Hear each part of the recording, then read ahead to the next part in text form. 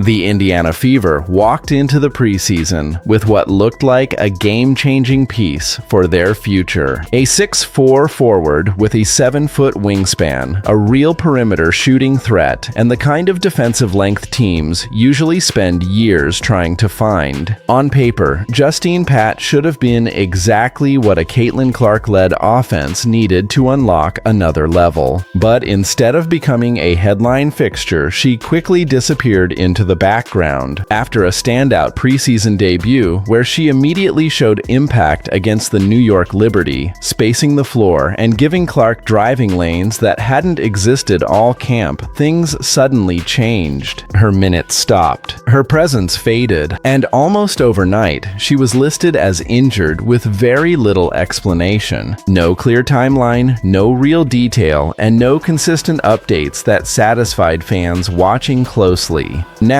she's starting to speak up on social media, and what she's hinting at is sparking serious frustration among Indiana Fever supporters who feel something doesn't add up inside the organization. From the outside, it already looked strange. 3 preseason games, 3 different opponents, and in every single one, Indiana was getting out-rebounded in clear, physical fashion. Against the New York Liberty, the Fever's frontcourt struggled to hold position inside. Not because they weren't trying, but because the spacing around them made everything collapse inward before plays even developed. The issue repeated itself against Dallas. Even in a matchup where Indiana should have been competitive, the rebounding gap showed up again. And then came the most uncomfortable moment for analysts watching closely, the game against Nigeria, a national team rather than a WNBA roster, where Indiana still got controlled on the glass once Aaliyah Boston left the floor. That game in particular exposed something important. When Boston sits, Indiana's entire interior structure falls apart. Monique Billings, Mecha Hines-Allen, and other rotation forwards are solid players, but they all operate in the same zone of the floor. They live in the paint. They don't stretch defenses, and that creates a predictable pattern every opponent is now exploiting. When Indiana runs half-court sets, there is no perimeter threat from the 4 or 5 positions. That means defenders don't have to make difficult decisions. They don't get pulled away from the basket. They just sit inside, wait for drives, and crash the glass the moment a shot goes up. That's why the rebounding numbers look so extreme. It's not just effort, it's structure. Against Nigeria, that gap was obvious. Without Aaliyah Boston anchoring the interior, Indiana got completely controlled on the boards, losing 45-26. Even if Boston's average rebounding production is added in, the problem still doesn't disappear. It just gets slightly masked, and this is where the bigger conversation starts to form, because when Indiana's offense is broken down, everything connects back to spacing. Caitlin Clark's entire game depends on movement, timing, and open lanes. She thrives in transition, pushes tempo before defenses are set, and operates best when she can read help defenders collapsing from outside the paint. That's how she generated over 19 points and nearly 9 assists per game in her rookie season. But that version of Clark only works when the floor is spaced. Right now, Indiana's frontcourt construction is doing the opposite. Instead of pulling defenders outward, every forward on the roster is clustering inside. Boston, Hines-Allen, Billings, and others are all interior-first players. None of them consistently stretch the floor. So defenses don't have to respect perimeter threats from those positions. The result is predictable. Opposing teams collapse early. They load the paint before the action even begins. And once Clark tries to initiate pick-and-roll actions or drive downhill, she's already dealing with a crowded lane. That's exactly what New York, Dallas, and Nigeria all exploited in different ways during preseason matchups. This is also where fans started pointing out what feels like an obvious roster imbalance. The Fever have invested heavily in guard depth.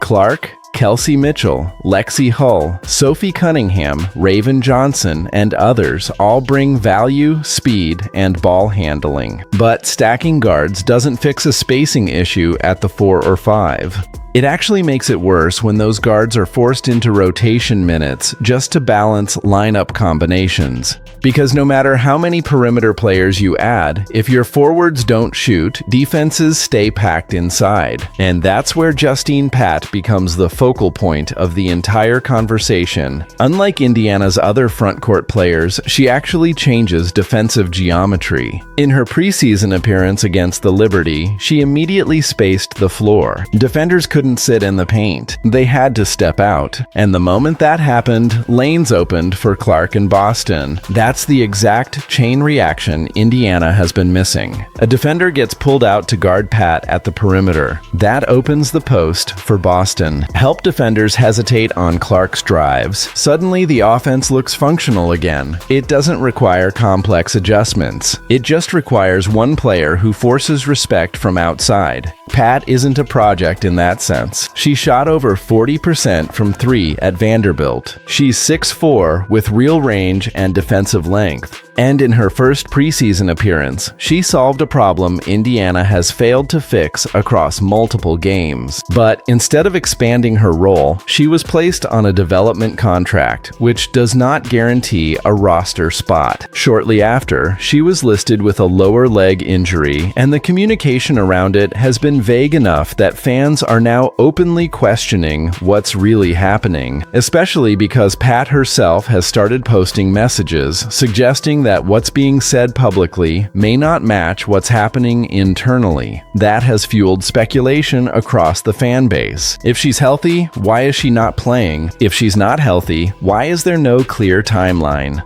And if she just changed the entire spacing structure of the offense in one game, why is her role not expanding instead of shrinking? Those questions are now sitting right in the middle of a bigger roster debate. Because while Indiana is trying to figure out rotation balance, other names keep entering the conversation, including potential trade targets like Cameron Brink. Brink represents a different type of forward entirely. She can stretch the floor, protect the rim, switch defensively, and operate in space without collapsing the paint. That combination is exactly what Indiana lacks. Pairing someone like Brink with Aaliyah Boston would completely change how defenses approach the Fever. Instead of double-teaming Boston immediately, defenders would be forced to split attention. One would have to step out, which opens everything else. Clark would get cleaner driving lanes, Boston would get single coverage more often, and Indiana's offense would finally resemble the modern spacing systems used by top-tier WNBA contenders like Las Vegas, New York, and others. But that kind of move requires real roster decisions.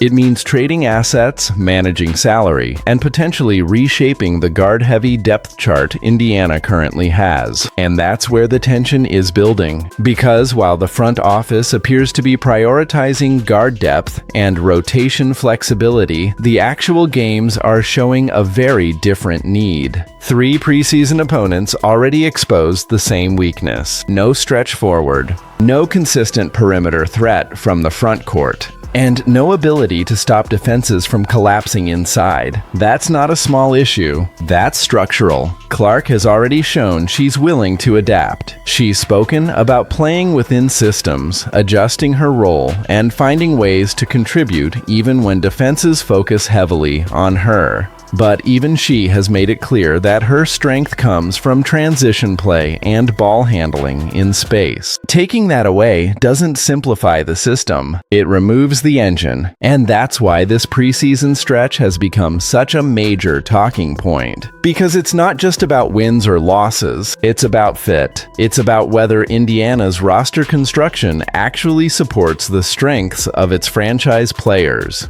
Right now, the answer fans are seeing on the court is not encouraging, especially when a player like Justine Pat appears to be the exact type of solution needed, only to be sidelined under unclear circumstances while the same spacing problems continue to show up in every game. That combination is what's driving frustration across the Fever fan base, because when the solution is already on the roster, but the problem keeps repeating itself, it stops feeling like a basketball issue and starts starts feeling like a decision-making issue. And as Indiana heads toward the regular season, that's the question everyone is watching. Is this roster being built around Caitlin Clark's strengths, or is Clark being asked to adapt to a structure that keeps working against her game?